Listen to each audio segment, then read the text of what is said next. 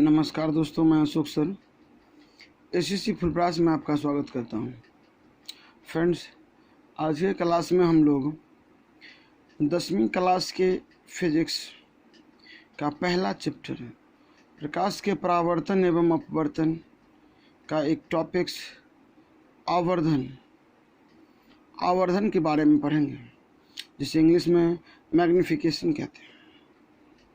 तो फ्रेंड्स,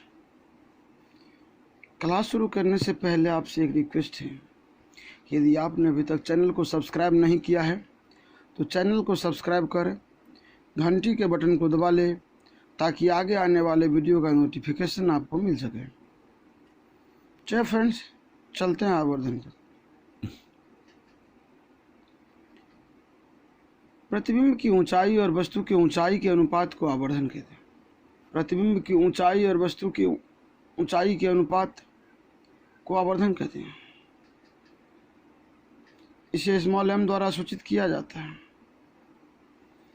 यदि वस्तु की ऊंचाई h और प्रतिबिंब की ऊंचाई h डैश हो तो गोलीय दर्पण का आवर्धन m बराबर प्रतिबिंब की ऊंचाई बटा वस्तु की ऊंचाई, या m बराबर है h dash by h। Friends, उम्मीद करते हैं कि आवर्धन का डिफिनीशन आपको समझ में आ गया होगा। प्रतिबिंब की ऊंचाई और वस्तु की ऊंचाई के अनुपात को आवर्धन कहते हैं। इसे m द्वारा सूचित किया जाता है। चलते फ्रेंड्स आवर्धन के व्यंजक पर। फ्रेंड्स, हम लोगों ने अभी भी तुरंत आवर्धन का परिभाषा तो पढ़ा,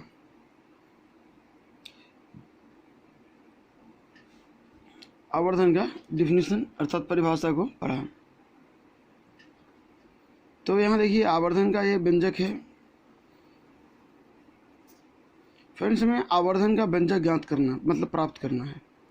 तो सबसे पहले अवतल दर्पण से आवर्धन का व्यंजक प्राप्त करते हैं। तो क्या फ्रेंड्स, Mn एक अवतल दर्पण है जिसके प्रधान अक्ष, ये इसके प्रधान अक्ष है XP प्रधान अक्ष पर वक्रता केंद्र और अनंत के बीच एक वस्तु AB रखा गया है, जिसका ये प्रतिबिंब प्राप्त हुआ, जिसका वास्तविक प्रतिबिंब A डैश B डैश प्राप्त होता है। अवतल दर्पण के प्रधान अक्ष पर वक्रता केंद्र और अनंत के बीच एक वस्तु AB रखी हुई है, जिसका वास्तविक प्रतिबिंब A डैश B डैश प्राप्त होता है। तो फ्रेंड्स, इसका हमें आवर्धन का व्यंजक प्राप्त करना है। यहाँ पर फ्रेंड्स मैंने एक थ्योरी लिख रखी है इस बारे में, कि माना कि एक वस्तु ए बी दर्पण के सामने प्रधान अक्ष पर अनंत और वक्रता केंद्र के बीच इस प्रकार रखी गई है कि इसका वास्तविक प्रतिबिंब ए डैश बी डैश दर्पण के फोकस और वक्रता केंद्र के बीच बनता है। तो चलो फ्रेंड्स, इधर बन गई। फ्रेंड्स, अब आते हैं इधर। अब त्रिभुज ABP तथा त्रिभुज A dash B dash P में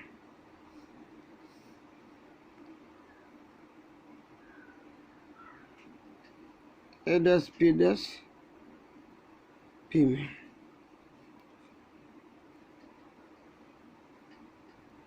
कोण BAP बराबर कोण B dash A dash P 90 degree, कोण APB कोण A dash PB dash A dash P B dash. ये हो गया परावर्तन कोण।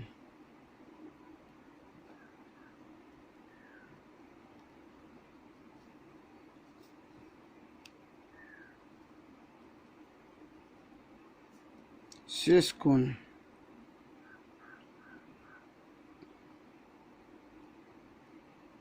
ए बी पी बराबर शेष कोण ए डैश बी डैश पी।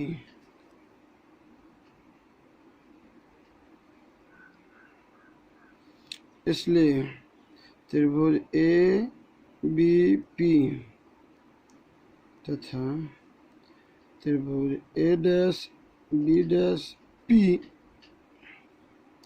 समरूप है, समरूप है।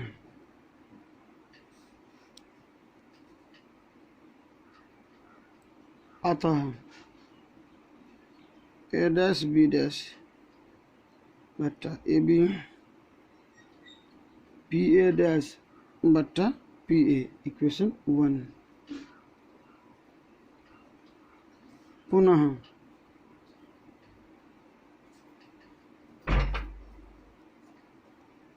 माना कि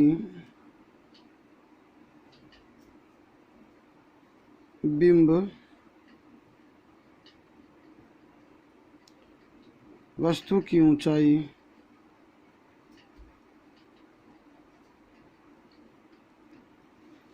ए बी बराबर एच।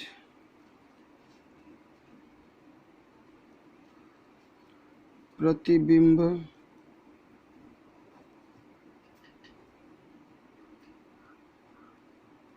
की ऊंचाई ए डैश बी डैश बराबर एच डैश।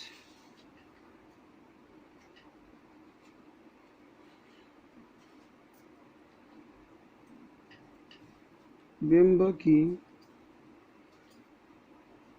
दूरी ये बराबर यू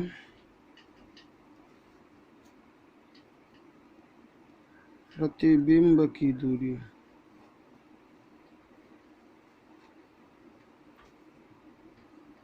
पी ए डैश बराबर वी।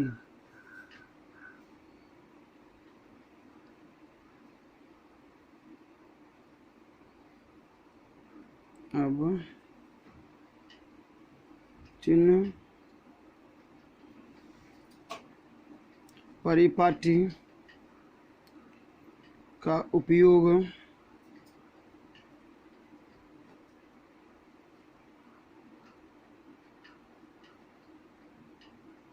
करते हुए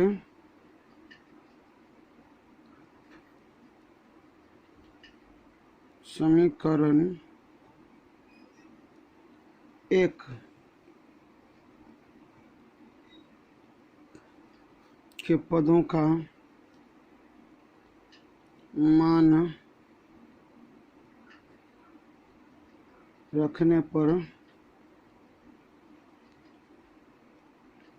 हम पाते हैं कि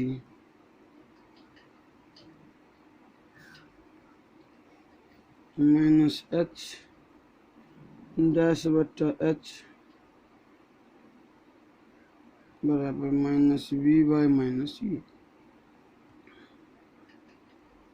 एच डैश बाय एच बराबर माइनस वी बाई यू। समीकरण 2। आवर्धन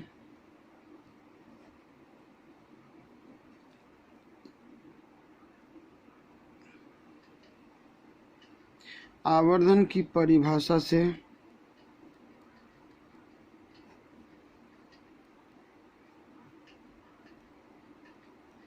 हम पाते हैं कि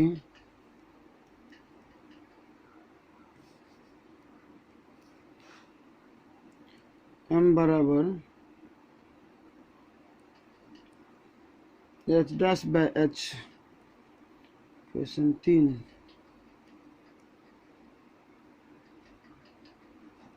समीकरण 2 और 3 से। m बराबर h डैश h बराबर minus v by U.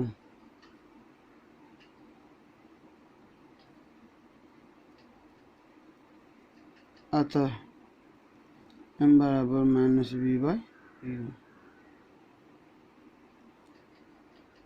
Friends ये रहा आवर्धन का व्यंजक। तो फ्रेंड्स क्या होती है कि ये देखिए आप इसे देखिए, आपकी बहुत इजी वे में ये बन गया, बहुत आसानी से बन गया। हाँ, लेकिन थोड़ी सी है कि हमें ये पता होनी चाहिए कि हम किसको क्या करें। परिभाषा पता होनी चाहिए। परिभाषा मैंने अभी पीछे बताया था कि प्रतिबिंब की ऊंचाई और वस्तु की ऊंचाई को आवर्धन कहते हैं। तो प्रतिबिंब की ऊंचाई को मैंने h डैश और बिंब की ऊंचाई को मैंने h माना। यहाँ पर ऊपर में मैंने मान लिया, यहाँ पे मान लिया। और फिर जब समरूप किया गया दोनों त्रिभुज को, इन दोनों त्रिभुज को समरूप किया गया तो उनके भुजाओं का अनुपात बराबर हो। ऐसे में यहाँ पर प्रतिबिंब की दूरी और वस्तु की दूरी भी आ गई। तो प्रतिबिंब की दूरी और वस्तु की दूरी के अनुपात को भी क्या कहते हैं? आवर्धन कहते हैं। ऐसा हमें फार्मूला बन के प्राप्त हुआ। तो इसमें कुछ है नहीं, आप इसे 2 बार देखिए, 2-3 बार देखिए, हो जाएगा। इस वीडियो को 2-3 बार करके देखिए, समझ में आ जाएगी क्या हमें प्राप्त करना था और क्या प्राप्त हुआ। जो प्राप्त करना था वो आराम से प्राप्त हो जाएगा, आसानी से प्राप्त हो जाएगा। तो फ्रेंड्स ये तो अवतल दर्पण से था, हम लोग प्राप्त करते हैं उत्तल दर्पण से आवर्धन का व्यंजक। तो फ्रेंड्स उत्तल दर्पण से आवर्धन का व्यंजक प्राप्त करते हैं, उत्तल दर्पण से आवर्धन का व्यंजक प्राप्त करते हैं। इससे पहले हम लोगों ने अवतल दर्पण से प्राप्त किया। यहाँ पर क्या फ्रेंड्स कि एक उत्तल दर्पण mn है जिसकी वक्रता केंद्र C है, फोकस F है और ध्रुव P है। इसके प्रधान अक्ष पर अनंत और ध्रुव के बीच एक वस्तु AB रखी हुई है जिसका काल्पनिक प्रतिबिंब दर्पण के पीछे फोकस और ध्रुव के बीच A डैश P डैश बनता है, A डैश P डैश बनता है। तो फ्रेंड्स यहाँ पर वही देखिए थ्योरी लिखा हुआ है कि माना कि एक वस्तु AB उत्तल दर्पण mn के सामने प्रधान अक्ष पर अनंत और ध्रुव के बीच इस प्रकार रखी गई है कि इसका काल्पनिक एवं सीधा प्रतिबिंब, काल्पनिक एवं सीधा प्रतिबिंब A डैश B डैश दर्पण के पीछे ध्रुव एवं फोकस के बीच बनता है। चित्र में किरण BP दर्पण से परावर्तन के बाद PX के रूप में प्राप्त होती है। B और P परावर्तित होकर PX के रूप में प्राप्त हो जाती है। फ्रेंड्स ये और ये कोण बराबर होगा परावर्तन के नियम से। तो फ्रेंड्स ये कोण और ये कोण भी बराबर होगा, क्योंकि ये एक सीधी रेखा, 2 रेखाएं जब एक बिंदु पर काटती है तो शीर्षा मतलब सम्मुख कोण बराबर होती है, ये कोण बराबर होंगे, जिसके कारण ये त्रिभुज APB और त्रिभुज A डैश PB डैश समरूप होंगे। फ्रेंड्स ये कोण 90 डिग्री हो गया, ये कोण भी 90 डिग्री हो गया, ये कोण बराबर हो गया और ये कोण बराबर हो गया। तो ये कोण बराबर हो जाएगा तो शेष कोण के बराबर होगा और ये त्रिभुज क्या होगा? समरूप हो जाएगा। क्या फ्रेंड्स चित्र से त्रिभुज BAP समरूप है त्रिभुज B dash A dash P के, समरूप है।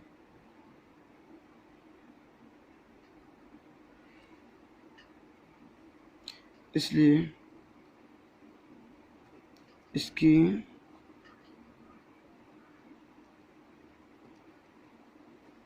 भुजाओं के अनुपात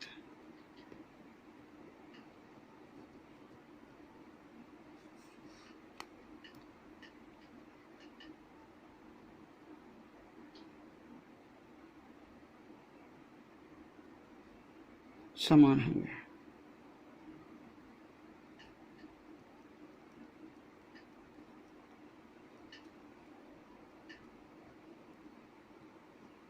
अर्थात A डैश B डैश बट्टा AB PA डैश बट्टा PA इक्वेशन 1।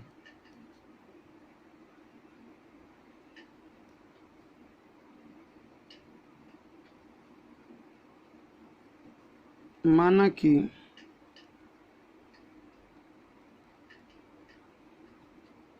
बिंब की दूरी पी ए बराबर यू,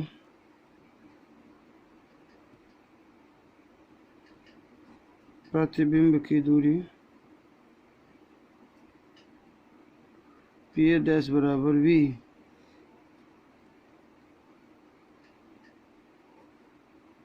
बिंब की ऊंचाई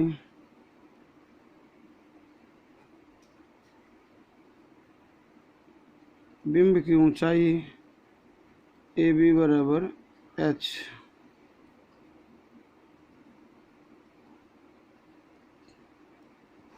प्रतिबिंब की ऊंचाई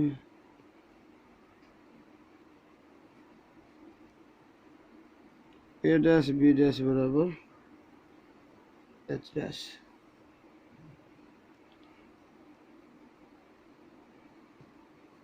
चिन्ह परिपाटी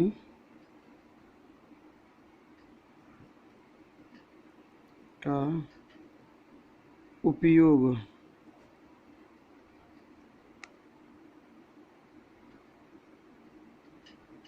करते हुए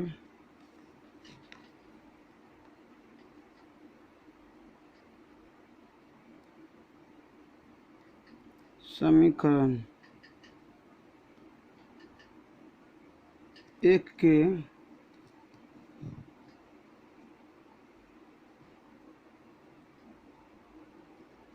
पदों का मान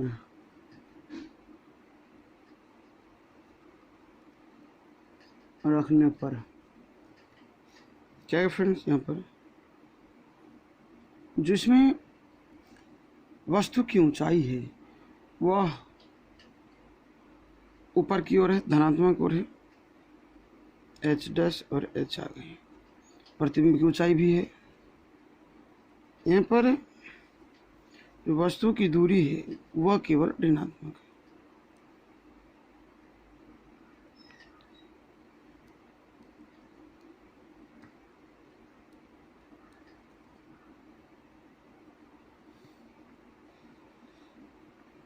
ये आगे फ्रेंड्स,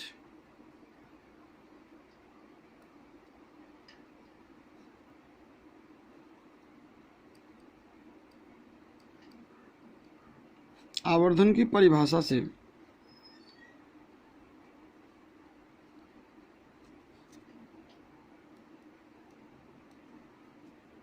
हम जानते हैं कि m बराबर एच डैश बाई एच।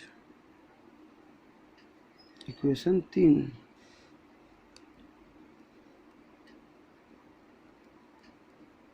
समीकरण 2 और 3 से m बराबर एच डैश बाई एच बराबर माइनस बी बाई यू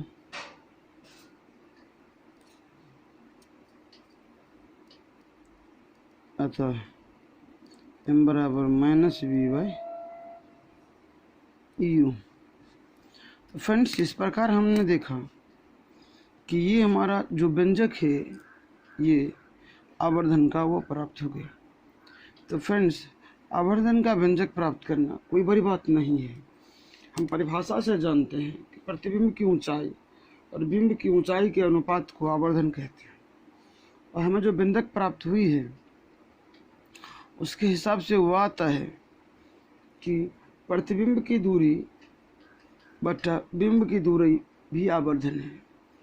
तो ये व्यंजक प्राप्त हो गई। और फ्रेंड्स, ये बहुत ही आसान था और व्यंजक प्राप्त करना बहुत ईजी है। अगर आप थोड़ी सी प्रयास करते, थोड़ी सी मेहनत करते हैं तो आप इसे सीख सकते हैं, आवर्धन का व्यंजक प्राप्त करना। तो फ्रेंड्स, ये तो रहा हम लोगों का उत्तल दर्पण से व्यंजक प्राप्त करना। तो फ्रेंड्स, इसे आप कर सकते हैं, इसे इजी वे में कर सकते हैं। तो फ्रेंड्स, हम ऐसा करते हैं कि दर्पण सूत्र से एक बार आवर्धन का व्यंजक प्राप्त कर लेते हैं। दर्पण सूत्र से, कि दर्पण सूत्र से आवर्धन का व्यंजक कैसे प्राप्त लिखती है। फ्रेंड्स, हम जानते हैं कि कि 1/v प्लस 1/u बराबर 1/f। फ्रेंड्स ये फार्मूला हमने पिछली क्लास में प्रूफ कर दिया था आपको, तो इसमें फार्मूला दर्पण का सूत्र रहा है। अब देखिए दोनों तरफ v से गुना कर देते हैं, v/v प्लस v/u बराबर v/f। ये तो फ्रेंड्स कट जाएगा, तो 1v/u बराबर v/f। यहाँ क्या होगा फ्रेंड्स कि v/u बराबर v/f माइनस 1। फ्रेंड्स इसमें हम माइनस कॉमन ले सकते हैं, तो ले सकते हैं माइनस v/u बराबर 1 माइनस v/f। ये हो गया समीकरण 1।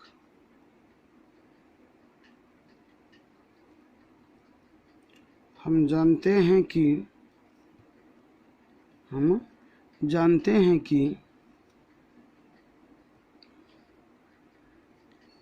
आवर्धन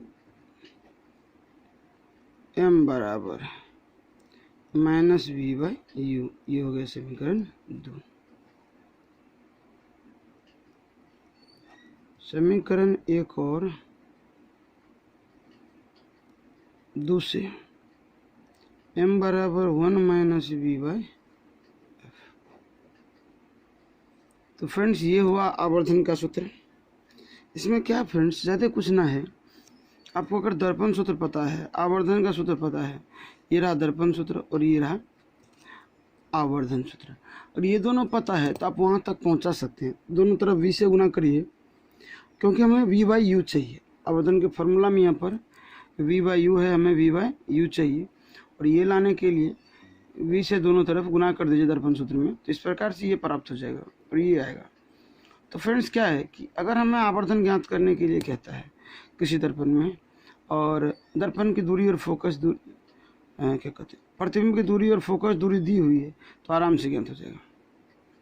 तो फ्रेंड्स आज की क्लास कितने पे समाप्त करते हैं, क्योंकि फ्रेंड्स प्रकाश के परावर्तन के अंतर्गत जितने टॉपिक्स आते हैं वह सभी आज खत्म हो गए। अगले क्लास से हम प्रकाश के अपवर्तन से संबंधित टॉपिक्स पढ़ेंगे। तो फ्रेंड्स आज जो है प्रकाश के परावर्तन से संबंधित टॉपिक्स समाप्त हो गए। अगले क्लास से हम लोग प्रकाश के अपवर्तन से संबंधित टॉपिक्स पढ़ेंगे। तो फ्रेंड्स आज की क्लास को इतने पे समाप्त करते हैं, मिलते हैं अगले क्लास में अपवर्तन का टॉपिक्स लेके। तब तक के लिए जय हिंद, थैंक्स फॉर वॉचिंग।